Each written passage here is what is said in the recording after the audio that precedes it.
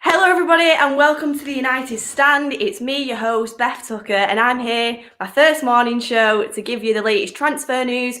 We've got a lot coming in this morning. We've got Harry Kane rumours once again coming out, more solid rumours this time about the wages that Manchester United are looking to offer him, if City are going to break the transfer budget to try and get him, because obviously we know they've only spent up to 64 million on a player before, so going to get someone who's 150 million like Harry Kane would massively break their wage structure and everything that they kind of do with that.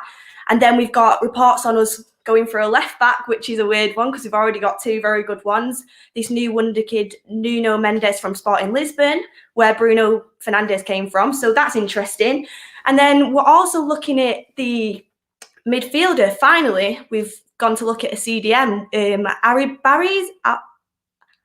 Harry Barry, I think it is. I don't know how to pronounce his name properly, but he is from a Spanish team, Getafe, and yeah, so we're looking at him as a CDM option, possibly. Is he good enough? We're not sure, but we'll have to see. And yeah, we've just come off the back of a draw to Fulham, a relegated team, which is, I don't know, how are you guys feeling about the way that our form has dropped recently? We lost to Roma, even though we got over the line. And then we lost to Roma, even though we got over the line. That's the one, yeah. Sorry, guys, first show here. So lost to Roma, even though we got over the line. Then we got to Leicester, lost that with our reserves out. Kind of an expected one. But when you drop your first team to play Liverpool and then you lose to Liverpool, then you draw to relegated Fulham and you've got a Europa League final next week, it's not the best, especially because our first 11 basically started yesterday. And they've started last week. They've started all of the games recently. We've had some injuries coming off the back of that. So yeah, I'm not sure going into the Europa League final that we're in the best chance, especially with Maguire's injury still looking like it's not going to get better. I mean, he's still walking around Old Trafford in crutches. But anyway, back to the transfer news. We've got a lot coming in. Will Harry Kane be in the Manchester United shirt next season with the fans back at Old Trafford? It's amazing to have the fans back at Old Trafford. And then we've got Harry Kane, possibly a signing that could get us to win the league. What do you guys think? So the Sun has claimed that both Premier League clubs, Manchester City and Manchester United, are going to offer Harry Kane a massive contract to try and persuade him into signing for both of the clubs. Manchester United have gone in and tried to offer him a £300,000 contract, according to the Sun. So that would be a 5-year deal, which would be an improvement of his £70,000 at Tottenham one. So it's one of them where Kane's saying he wants to win trophies, and according to some outlets, his first choice would be City, because obviously with City, going to win trophies, they've not got a striker, and that could massively impact them. But Manchester United are offering this £300,000 a week contract, a massive improvement. Does money talk to Harry Kane? I think it might do. And do you know what? Even though Solskjaer has said that we've signed Edison Cavani, that's happened now. He's signed the contract. The pictures are on Instagram. He's come out and said in his press conference yesterday that even though that we've signed Edison Cavani, that they still could be looking for other striker options. Whether that means it could be Jadon Sancho to go out on the right wing as kind of a forward player, or whether that could be the likes of Harry Kane, because Harry Kane is one of them players that it only comes up once in a blue moon, really. Once in a blue moon, are you going to let City go for him and possibly win the quadruple, because that's what it would look like to me? Or are you going to try and blow your transfer budget to get Harry Kane, but the rest of your squad is left struggling? We know everything that's happened with the Glazers this year. We know that they've got to spend big money. But with spending big money, we've not seen this in a while, especially when we get top four. And 150 million for Harry Kane is absolutely massive. So let me know down in the comments what you are thinking about Harry Kane. If you would rather spend money on Harry Kane, or if you would rather go and spend your money on a centre-back, a CDM. All of these options are out there for us to get. And that is what we need realistically. We've seen yesterday against Fulham Our defence without Harry Maguire, very, very shaky, very shaky. And if we go into next season with Harry Kane up top, yeah, he's going to score a lot of goals, but are we going to concede them the other way and not get to the point that we want to get to? So sound off in the comments down below what you think we should do on that offer. I actually put a Twitter poll out. If you want to go and look at that, it's on BethTMUFC at Twitter. And I said, would you rather get Harry Kane and a backup right back for the money? Or would you rather go and get Sancho to play on the right wing, a centre-half and a CDM? So you're looking at near enough the same price. And 95% of the people said that they would rather have Sancho, a CDM and a centre-half than Harry Kane and a right back. And I think the fans, to me, know the most. They watch the club week in, week out. So surely, look, if you're looking at that, the club needs to think about the priorities in this state. Of course, we don't want City to go and get Harry Kane, but is that really going to build the squad that we need to move forward? I'm not sure. But anyway, sound off down below what you think should happen. Because honestly, I'm as confused as most people are. I kind of want Harry Kane just for the point of getting Harry Kane, but at the same time, I know that the squad needs improving. So honestly, I'm unsure what's going on with that one, because we'll just see what the Glazers done. Apparently, Harry Kane wants it done before the Euros, so we'll have to see about that. So yeah, as I was saying, 6 home league defeats, 28 home league goals conceded in 19 games, the most home goals conceded for 58 years in Manchester United, even though we've got second place. 58 years. So does that say something about our defence? I think it really does. I really think it does, honestly, because we need to shore up that defence line, because it's all right if we can score goals, but conceding them, I mean, how are you going to expect to win the league when you're conceding goals the way that we have done this season?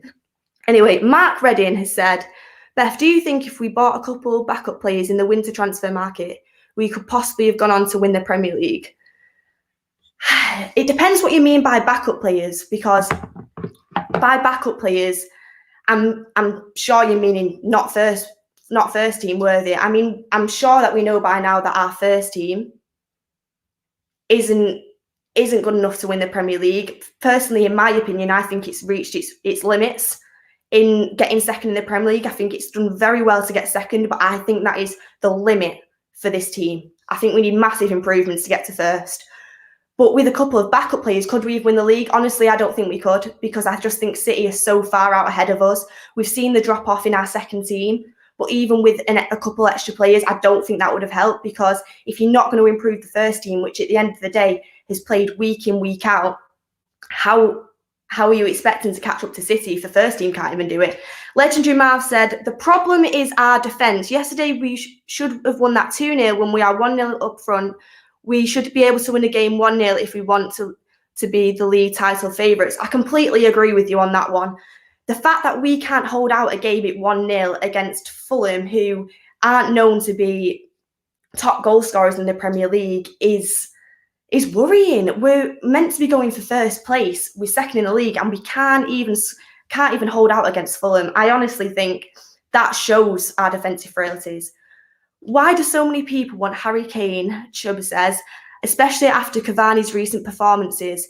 If we bring Sancho in, we can move Greenwood to play as striker, and we have Martial too. That is what the question is, isn't it?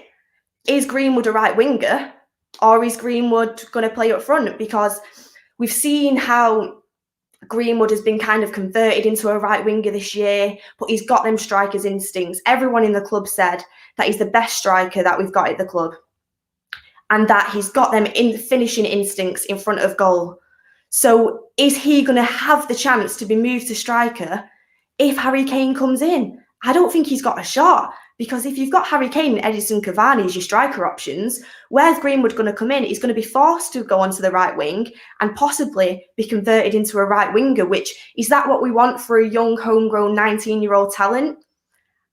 Personally, I think Greenwood's a striker, and I would be happy for Edison Cavani to stay, and for us to buy a right winger such as Sancho and move Greenwood into the middle role, because I trust Greenwood to get us the goals next season as well as Cavani. But it's all about opinion. Can you miss out on a player like Kane? That is the opinion of today. Good show, Beth. Keep it up. Greetings from Zurich. About Kane, we are not able to sign him and he won't come to us. He wants titles, only for cash. Not sure about that. Need a centre CDM and a centre back first. Absolutely agree with you on that. It's all about the squad and that's what we need first. But we've seen how Solskjaer, he loves his strikers. He mentions strikers constantly. He loves them. So we'll just have to see what he's saying on that part, because honestly, I think Solskjaer's mind is McTominay and Fred, they're doing a good job for me. I need people who can finish. I need a number 9 who's going to break the nose for a goal. And I think that's Solskjaer's mind. So if the board listens to Solskjaer, I won't be surprised if our priorities are forwards this season. But for me, priority, right wing, that is what I'd be looking at. Don't know if that's what United will be looking at, but that's what I feel like will be happening. Do you think Ahmad is ready enough for us now? If that is the case, Kane and CDM and centre-back should be viable.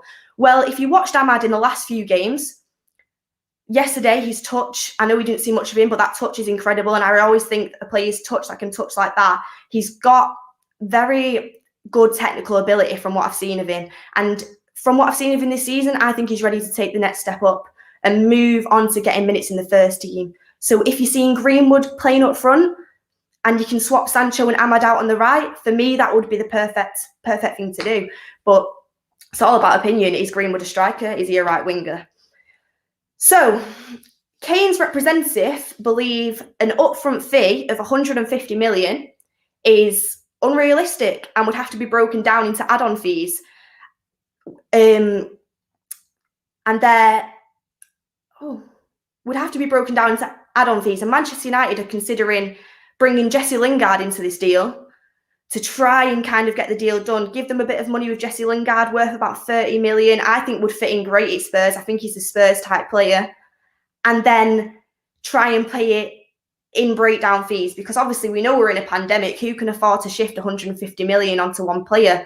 Well, Manchester United and Manchester City can, so that's why they're their only candidates. But I honestly can see that happening. I can see if he went to City, they'd probably just pay it all up front. But if you went to United, there'd be clauses, there'd be breakdowns. And do you know what? It'd probably end up getting done at the end of the August window, because, I mean, we know how United work with their transfers. So, honestly, if Kane gets done before the Euros, I'll be extremely, extremely shocked. I know that's what he said he wants to happen. But if Manchester United are going there, I can see it being dragged out for a very long time. But that's the kind of thing you have to pay. If you want to spend 150 million on a player, you're going to have to negotiate that deal. And Levy's not an easy person to negotiate with either. He's going to want minimum 150 million. So we'll just have to see what happens. I think that could be a long, long negotiation process with Daniel Levy taking charge of that. He's going to want the best he can possibly get, especially in the situation that Tottenham are in. I don't think many of the players are happy. They've not even got a proper manager at the minute. So we'll just have to see what happens there. Apparently, the Times have reported, Solskjaer is an admirer of Kane, but it's unclear whether the Manchester United board will sanction a serious offer for another striker when their primary objective is to strengthen the right wing with Jadon Sancho. So, Jadon Sancho, that is the question. Harry Kane, Jadon Sancho. Jadon Sancho, 80 million euros to get him into Manchester United, and he fits on the right wing. Kane, 300 grand a week contract, one of the best centre forwards in the world. The question is, though, to you guys, do you think Harry Kane is worth £300,000 a week? Because he's very injury prone, as we've seen throughout the last few years. He's 27, 28 years old, coming up towards the end of his career, kind of the prime and the end. Is he warranted a 300 grand a week contract? What going to make him one of the best players at the club, especially if De Gea goes, which is the rumour this summer? Is he warranted that contract? For me personally, at our club, I don't think he is.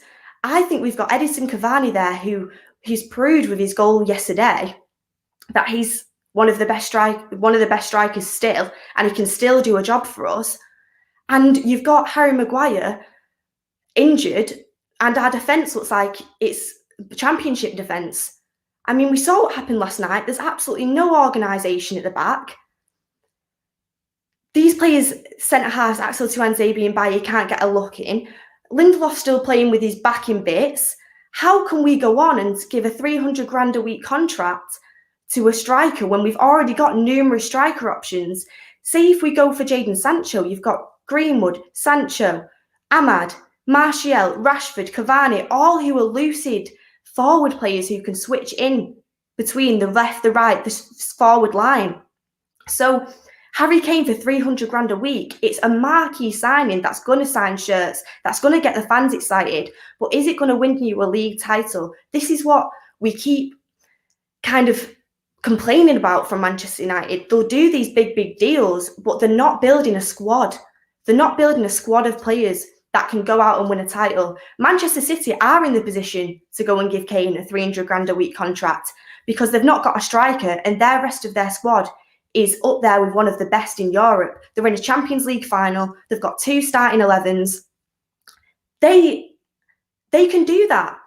The striker is their main target. Whereas with us, we've got a CDM that we need to get, and we've had barely any rumours about. Possibly a backup right back, because when Bissaka gets injured, we are absolutely screwed because we've seen the capabilities of Williams. He's not quite good enough. You've got a centre-half that we need to buy because, honestly, I love the way that we can play higher up the pitch when we've got a speedy centre-half. But let's be honest, guys, Bailly and Tuanzebe, I don't think they're going to get to the first team with the way that Solskjaer's handled them this season. So you're looking at next season, if you only go and buy Harry Kane, as 2 centre-halves that have had bad injuries and could be out again. And then you're looking at loose, leaky goals like we've seen yesterday. You've got 2 CDMs that can't pass a ball and get through the midfield. And then you've got Bruno Fernandes struggling in the midfield, trying to do it all himself. And I think if we do get Harry Kane, of course, he's going to score a lot of goals. But so is Edison Cavani, so is Mason Greenwood. I have faith in these players. And we've not had problems scoring goals this season. That's not our problem. Our problem is having to score too many goals because we've conceded too many at the back. So that's my theory on Harry Kane. 300 grand a week. For me, I don't think that would be our first priority. Solskjaer might be thinking differently, but I personally don't think it's worth it. I want to know what you guys think, though. So keep commenting what you're thinking about the Harry Kane and what other options you would go for. Would you go for Jadon Sancho on the right wing? Or would you go for someone else a bit cheaper and spend more money on your defence? Let me know in the comments down below. But anyway, moving on. A CDM. Guys, a CDM. We have been linked to a CDM. I'm excited. Honestly, I'm excited because we have not been linked to a CDM at all. And yeah, some people might not have heard of the CDM that we have been linked to. He's from the Spanish team. Let me just get this up.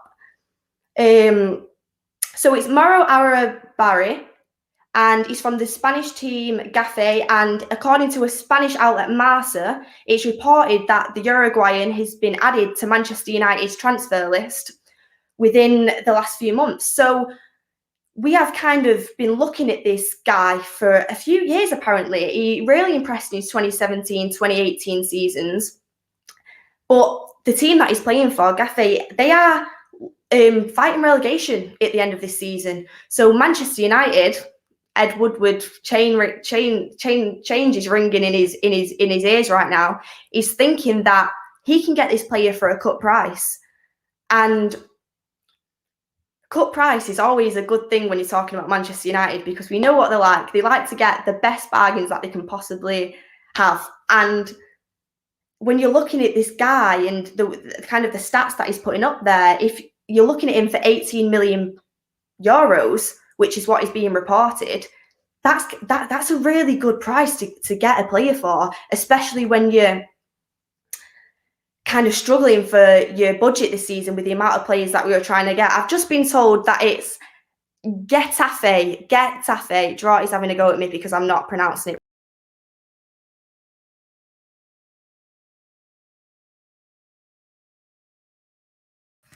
Well, that's never happened before. The host has disappeared, which is always a good thing.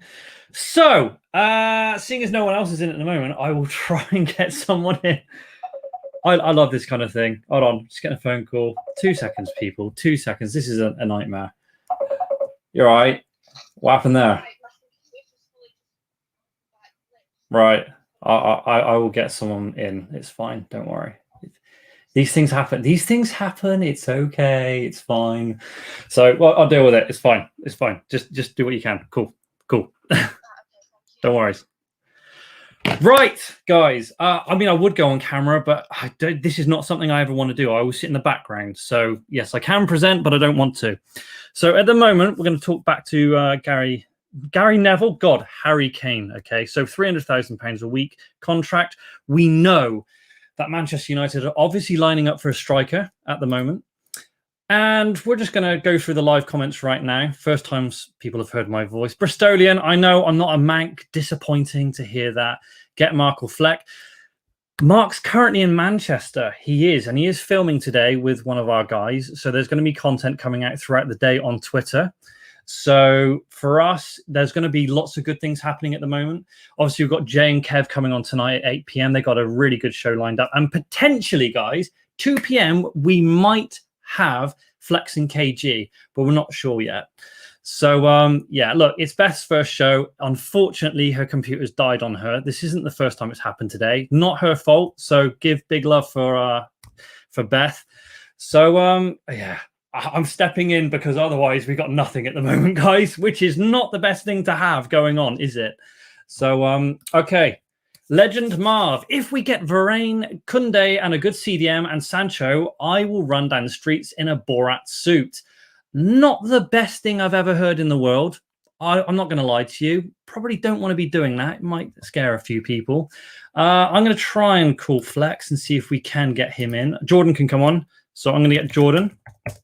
So, right. So you need to click on the link again. Honestly, people, don't do live TV. Things are going to go wrong all the bloody time, and then someone's got to fix it. Always have a backup plan. That's something. Draw is a real person after all. I thought he was a myth. He's got a good presenter voice. Draw, you need to do your own show. I might do a podcast. Me and Brent have been talking about this. Sorry, Goldbridge. I'm used to calling him by his real name. We might do a podcast on Spotify. Not too sure when we're going to do it. Very busy at the moment. Got lots of things going on. And hello, Beth. We're back. Hello, I'm back. I think we're back. Way. I'm joking. I've never had to film before. I've never had to do that. So for me, I was like, what am I doing? I mean, my whole setup just completely went down and then restarted. So I honestly, on my first show, that is honestly just my luck. So anyway, I'm back, and I thought I'd got sacked at first, but no, it was just my camera equipment absolutely going mad on me. So I'm sorry about that, guys. Right. I'm going to get, if you don't mind, I'm going to get Jordan, because in case your computer goes again, we've got a backup. Oh, yeah. So cool. That's fine. I'll get Jordan.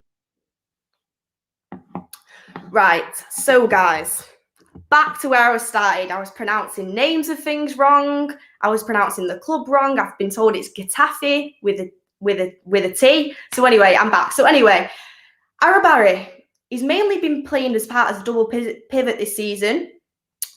Double pivot, the famous words of Manchester United. We've got two players that can't play in there at the moment, in my opinion. McFred, I christened that name, by the way, if you didn't know about that. So we've got two players that can't play as a sole CDM in McTominay and Fred. Do we really need another one? That's the question. Linked to a CDM who can play as a 6, but hasn't been playing as a 6. He's been playing in the pivot with his mate that plays in the pivot with him. So do we need a player that's going to come in and possibly be the same standards as Fred and McTominay? I don't think we do, guys. We need to be, as Manchester United, and I know all people always say, Manchester United, you can't use that anymore because you've been in and out of the top 4 for the last few years, and you're not at the top anymore, guys. So you can't use that. But I don't care what anyone says. We're still one of the biggest clubs in the world, and we still should have these ambitions, especially under Solskjaer. So as Man United, we should be looking at the likes of Rice and Didi, these type of players that can transform our midfield. And Didi and Rice are the top end of CDMs that are going to come into our team and make a massive difference. The Premier League proven. And I've got people saying to me, God, you're never going to be able to get Ndidi out of Leicester. They're going to want £80 million for Rice. Why? Why is Manchester United can we not go and get these players if it's definitely what we need? We've got the money to go and negotiate. If we had people who could negotiate these deals, negotiate to go and get these types of players. And I don't know about you, but if I was Ndidi and I was Rice, I would want to be fighting for the top trophies. And I know people say, oh, Leicester probably better than Manchester United. Well, they're not, because they're going to drop out of the top four. We've shown real progress getting second, getting to a final. Leicester have just won a trophy, yeah, but are they really ever going to be up there to possibly win the league? I mean, they've done it before us, so maybe. But these players, Manchester United should be fighting for the top trophies, and they should be wanting to come to us. And the fact that they don't, and we struggle so hard to get these players, kind of shows how lackluster our board's been, that our standards are set so low that we feel like we can't go out and get these players. So would you honestly, guys, would you expect Harry Kane, Declan Rice, Ndidi, these type of players to be coming to Manchester United? Or would you be kind of looking at like the Arabari? I cannot pronounce names, guys. I'm sorry. But would we be looking at that type of player for 18 million? I think that's the kind of person we'd probably go for. And do you know what, as well? 18 to 20 million with a buyout clause. That's not bad for a midfielder that could be coming into your first team. He's 25 years old, so he's not young. He's the same age as Bruno Fernandes. So if you're looking at buying a 25-year-old who can come into the CDM role, I'm assuming it is because you don't think Fred and McTominay is good enough. So you can kind of replace them with them. If he's just going to come and sit on the bench. Hi, Jordan. Hello, Beth. How are you doing? You all right? I'm good. How are you? Yeah, all good. All good. Welcome to the show. We're just currently talking about a new CDM that we've got, that we're looking for from the Spanish team Getafe. Yeah, They're okay. in the Spanish league, and they are kind of fighting relegation at the moment. Apparently, Atletico Madrid have been interested as well, possibly Napoli as well, interested in this player. 25 years old, plays in the pivot role, but do we need another player that can play in the pivot, or do we need to be going somewhere to someone more elite for the CDM role? What are you thinking about that? Okay, well, first of all, before I answer that question, 3.5 minutes ago, I was in the shower. So when I talk about super quick turnaround, that's the turnaround that we're working at. I feel like we need to sign an out-and-out defensive midfielder, not somebody that sort of can play that role. It's a specialist position. For me, it's one of the most important positions in the team, because not only does it add a line of defense to the defense, it also gives the freedom of the attack to go forward. And it needs to be someone that is selfless, that will sit there, doesn't want the limelight, and is happy to mop up the pieces and give the ball to the players who then claim the glory. So that's what I feel like we need to be looking for. So yeah, not somebody that's sort of in between and can play it. Because like you said, Beth, we've got enough of those players. Exactly. And I know you were talking about yesterday on the show, then we were talking that you think Basuma could do that role for us, stepping up from Brighton. Do you think for probably a similar price, for Basuma, you're looking at £30 million now, 10 million more is probably proven. Do you think that would be more the type of player that we should be going for? Someone who's proven that they can play in the Premier League, can play under possession-based football, is comfortable from bringing the ball out from the back and passing it off to his players. But some people have kind of said is just a different version of Fred. What are you thinking about that? But Basuma's a different version of Fred. I've heard that. Who said I want to talk to those people? That is disrespectful. Put some respect on Basuma's name. I think what's disappointing, like I mentioned yesterday, is we were linked to him for 5 million, and we didn't get the deal done. We sat back, and he's gone on to do what he's done. He is prem proven. He's had an amazing season, and that's with average players around him. Coming into the United team, he'd blossom. But even if we weren't to go for Basuma, there's other players. I'd take Calvin Phillips from Leeds. he's done a hell of a job. These are players that are born and bred defensive midfielders. This is what they do. Like I said, it's a specialist position, and it's not something you kind of learn on the job or play, a couple of games there each season when we need to in certain formations. You want somebody that lives and breathes that role. The best defensive midfielders in the world live and breathe that role. That they play those games week in, week out. And actually, they're usually the players that actually get injured the least. So across 38 games, you're usually going to get 36, 37 games out of them. Yeah, and we've just got a super chat in from Mark Dobby saying, anyone else worried that Ollie may be destroying the squad? Only uses 13/14 players. De Gea may be gone, obsessed with the striker at the risk of what we need.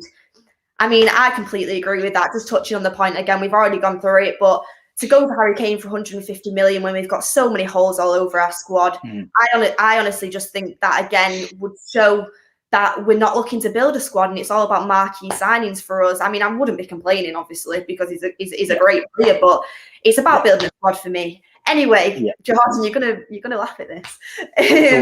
Apparently, Manchester United are in for a left back of all things. Okay. Fernandes, 18-year-old wonder kid, has been reported via Sport Witness. Apparently, Fernandes is giving him a blessing to move. I didn't realise Fernandes was involved in our transfer talks, but that's good to know.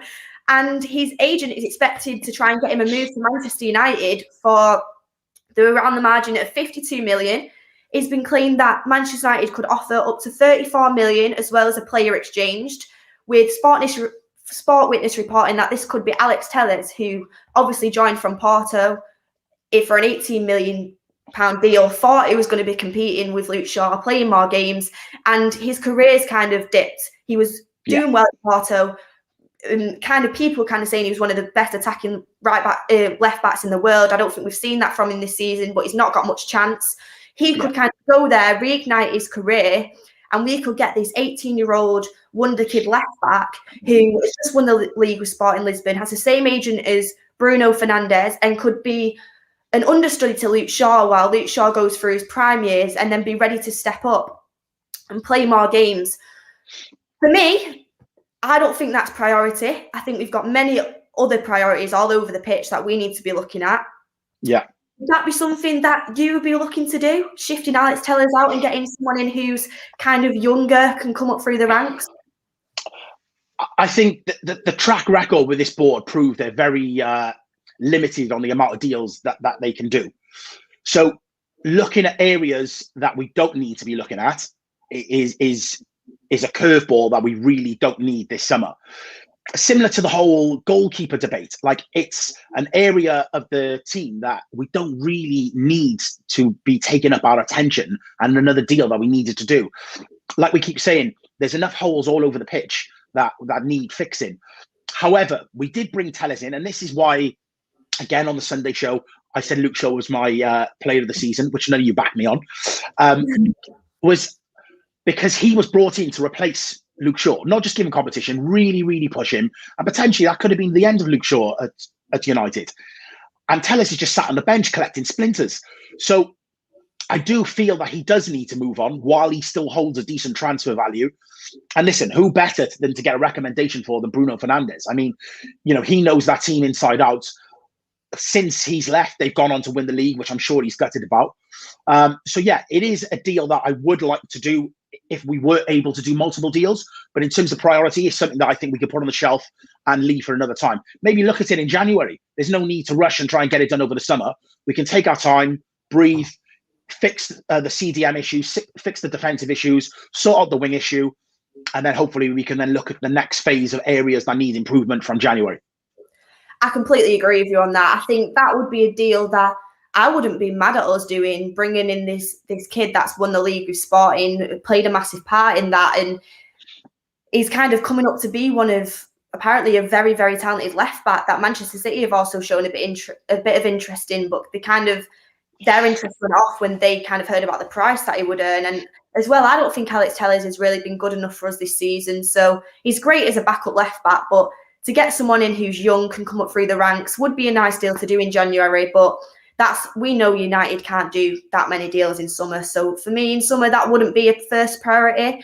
But ex-Portugal international Castina actually said that if I was a scout for the big clubs in Europe, I would look at him, 18 years old, a left back, and there aren't many left backs in the world of his quality. I would definitely go and pick him up. He's strong physically and in his head, and he has an excellent left foot and has very good pace. So that could definitely be one that we could look at for the future. And it kind of would be one of them that if somebody did go out and buy him and ended up really being really good, we'd be like, oh, why did we miss out on him when we were linked to him? But you've got a priority.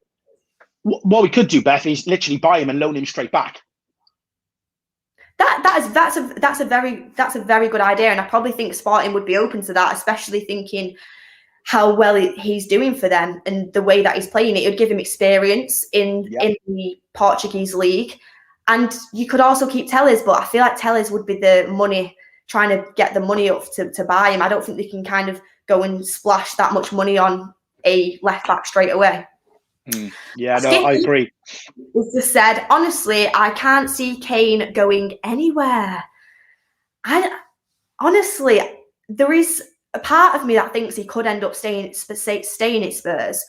But the only thing that I would think on this situation is, would Harry Kane really make it so public that he wants to leave? Everyone's talking about how Harry Kane wants to leave Tottenham. Spurs have released a statement on it. I mean, who releases statements for transfer rumours? They've done that. If they have offers lined up for him, I think there must be more to it behind the scenes. Whereas Manchester United and Manchester City, it's been reported by The Sun, so take that as you will, that Manchester United have already gone in and said that your contract could be a £300,000 a week contract. And they would possibly offer in £100 million plus Jesse Lingard onto this, maybe paid in instalments. That's kind of not been too clear yet. Apparently, according to the Times, that's what Harry Kane's representatives think is realistic. So if all this news is coming out regarding Harry Kane, would he really risk all of this transfer rumours before the Euros, everything like that, if he was sure as he wasn't coming in? We've seen him say he wants to win trophies. Not sure Manchester United is the place to do that unless you're looking at Europa League one. But would he really do this? Jordan, what do you think? Can you see him staying at Spurs? Where can you see him going? Well, I think history has shown us that people do change their mind. I mean, it happened with us with Wayne Rooney, Liverpool with Steven Gerrard. These were players that were dead on leaving, and last minute change of hearts, they ended up staying with us. So you look at De Gea and the broken fax machine. So these things can reverse, and they end up staying. So I don't think it's done until it's done. The Sun not being the best source, so I'm not sure. I'm not sure if that is true. He deserves to win players. It's very much the whole Alan Shearer thing, isn't it? Do you want to move on and win something, or do you want to stay there and just be a club legend? But at the end of the day, you're a long time retired, and you want to look at your trophy cabinet and you want to see trophies in it. So I do think he will make a decision on it. I think it'll be after the Euros. I don't think he's going to want anything really to clog up his mindset going into the Euros. He's going to want to have a good, clear head playing for England. And I think we'll actually find out the true story once the Euros are over. However, if he does go to the Euros and light the Euros up, that's only going to open up the door to more clubs that potentially are going to be interested in signing him if financially they can put the deal together. But I look across Europe and the state of the financial situation in some of the bigger clubs, and like they keep saying, it is only a handful of clubs that could probably put that deal together, which is PSG, ourselves, and possibly Man City, although that isn't their business model to spend that much money on a player. So his options are pretty limited. I think it's almost in a similar kind of situation to Pogba. He wants to move, but really, who can he move to? So he may be a prisoner of the environment. Exactly. And do you know what? Another thing that kind of makes it a little bit more solid for me is Ian McGarry, speaking on the Transfer Window podcast, is apparently claimed that Manchester United are in serious negotiations with Harry Kane of signing him this summer. So do you know what? All these stories coming out, I think these clubs coming to Kane and trying to negotiate with him has kind of pushed him to say that, look, I want to leave, get it out there, see as many offers I can get as possible, get the best deal as possible for him. and go to a club that's kind of going to have more ambition than Tottenham. But anyway, moving on, another story that has come out is Diogo Dalot. So we know that he went to Milan, and apparently he wants to stay in Milan, according to an Italian outlet, and United would demand a fee in the region of 13 million euros. 30 million pounds, actually, so a little bit higher in euros. So Diogo Dalot, 13 million pounds. Do you think that's a fair price for him? And do you think if we go on and sell him, that could be our funds to get in our backup right back? And free up some funds, and hopefully that gets added to our transfer kitty and goes towards, making us a better squad. So we have missed him, put it that way, this season, So yeah, if we can get 13 million, taxi.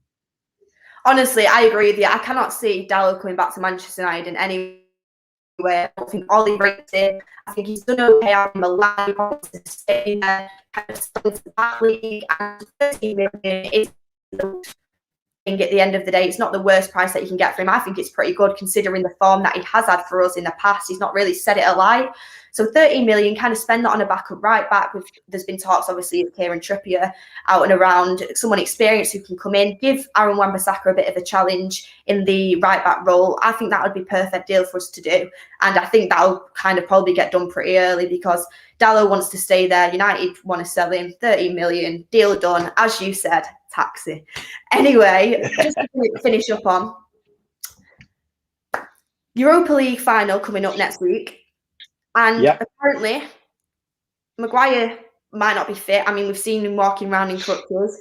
Tomine and Fred both carried injuries after yesterday's game. It's been reported by Ole Gunnar Solskjaer himself in his press conference. And Martial as well. They're hopeful that he's going to be fit, but they don't think he's going to be fit.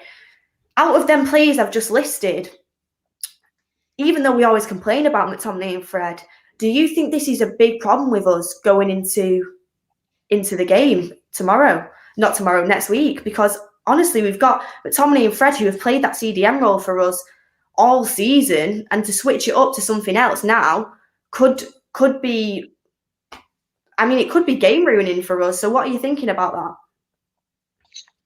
that? I think it's a blessing in disguise, to be honest. I really don't see him as a miss. I think if McTominay and Pogba haven't really worked whenever we've really seen it, Fred and Pogba have worked a little bit better. So if out of one of the two of them, I'd like to see Pogba and Fred. But honestly, and I know the only person in the country that's probably going to agree with me is going to be Ricky, but I'd be more than happy to see Pogba and Matic in there together for the final.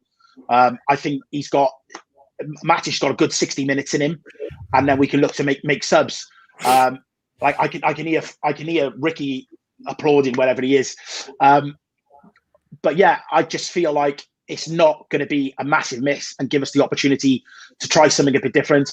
Previously, when we've went on bigger runs in the past, it's always been Matic, Pogba involved. When I thought like we've been a little bit more creative, and Pogba's had that license to go and support Bruno further up the pitch. He's had the freedom to do that because he hasn't had to worry about going backwards, and I feel like he gets that freedom with Matic alongside him. So if they can't make it, if I put it this way, if out of the 3 potentially injured players, well, 4 including Martial, if I could have one of them back, it would be Harry. Yeah, I completely agree with you. I think possibly McTominay and Fred being injured. I mean, we've got a week, 10 days yet, so they might recover, but it could force Ollie into a change that could make us more attacking and go out there and win the game, which, I mean, I wouldn't be complaining if Matic and Pogba started the game. So that could be an interesting one going into the game next week, and hopefully we can win that final and bring a trophy back, which is what we've been talking about all season. A trophy in second place would be absolutely perfect for us. So guys,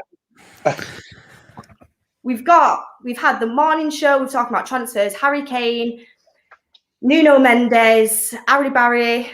Have I got that right this time? And Aaron Barry. Diogo Dalot possibly getting sold as well for 13 million. And I mean, that's quite a lot of news for a morning show today. Contracts coming out for 300k a week for Kane. exciting stuff. We'll just see where things have gone. Things have gone quiet on Sancho. We've got Flex coming up this afternoon. We've got Jay and Kev with their own show tonight. So there's loads of shows coming up. More news comes out, more news that we'll get out here to you. And obviously, anything breaks, we'll be on air to send. Can I just say, 2 seconds, Beth, sorry. Smash a like on the video for best debut, everyone. Hasn't been the easiest stream. Let's be honest with you. Give a round of applause, Jordan, because, you know, these things, things go wrong, right? And this is live TV. We've had internet dropping out. We've had pixelation. We've had God knows what's gone wrong today. So honestly, I feel like as I walked into my house, I was literally cursed from the moment I've got him. Your notes before we went on air, so it was kind of like, right, this is going well. Notes, and as I was reading stuff out, all of my notes came off the screen, so I had to literally just kind of remember what I was saying. So it's been a long 45 minutes, but I've enjoyed it with all of the live comments. Everyone's been really nice to me, and obviously it's my first time, guys, so the more I kind of get into it, the more I'll be able to flow with it. And sure, it was just nice interacting with the comments. And yeah, and obviously it was lovely to speak to you again, Jordan. Thanks, Beth. Well done. Well done. Thank you. Yeah, and cheers for stepping in as well, Jordan. Appreciate that. Can I go and finish my shower now, guys? No, you got to stink for the rest of the day. That's it. You're locked in. So I'll let you two wind up for the rest of the day. But anyway, thanks guys for tuning in. Everyone, smash a like on the video, subscribe. Big up to Jordan for coming in and stepping in for me. I mean, I don't think Joy would have wanted to do that show for much longer. And give the guys some love today. Flex, Jay and Kev, all on the United stand. Bye, guys. Yeah. Bye, guys.